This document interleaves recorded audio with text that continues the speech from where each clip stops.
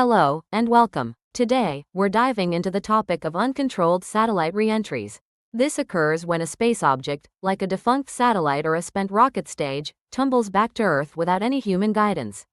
The whole process is dictated by orbital mechanics and how the object interacts with our atmosphere. Satellites in low Earth orbit, typically below 2,000 kilometers, encounter atmospheric drag. Even though the air is incredibly thin up there, constant friction gradually slows the satellite, causing its orbit to decay. This decay isn't uniform. It's influenced by the satellite's size, shape, mass, and even solar activity, which can make the upper atmosphere expand and create more drag. Initially, an orbit might be elliptical. Atmospheric drag, especially at the orbit's closest point to Earth, or perigee, makes the orbit more circular over time, eventually causing the satellite to spiral inwards.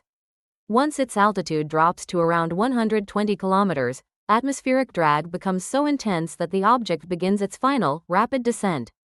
Pinpointing the exact reentry spot far in advance is very difficult. As a satellite plunges into denser atmosphere, usually between 80 and 120 kilometers high, it faces extreme heat from air compression and friction. Temperatures can soar to thousands of degrees Celsius. This causes the satellite to heat up, melt, and break into fragments. Most of it, especially parts made of aluminum, will burn up completely. However, some components are built to withstand extreme conditions. Parts made from high melting point materials like titanium alloys, stainless steel, or ceramics, often found in fuel tanks or engine components, can survive this fiery reentry. These surviving pieces can then reach the Earth's surface.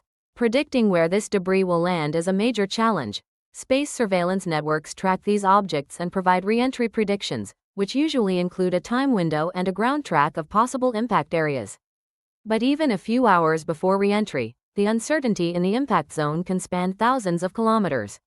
This is because a tiny uncertainty in the timing translates to a vast distance on the ground, given the satellite's high orbital speed of about 7.8 kilometers per second.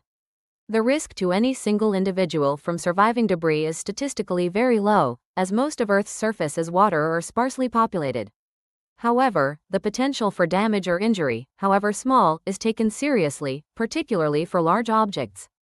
That's why international guidelines now encourage designing satellites for controlled reentry, guiding them to unpopulated areas like the South Pacific Ocean uninhabited area, or designing them to disintegrate more completely, a concept known as design for demise. With the increasing number of satellites being launched, especially large constellations, the likelihood of uncontrolled reentries could rise if end-of-life disposal isn't managed effectively.